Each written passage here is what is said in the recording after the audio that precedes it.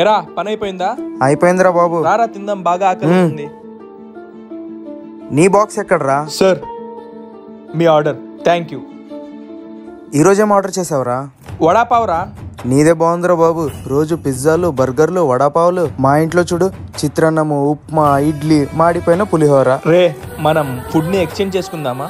రే నిజంగా చెప్తున్నావా? నిజం రా. సరే తీసుకో.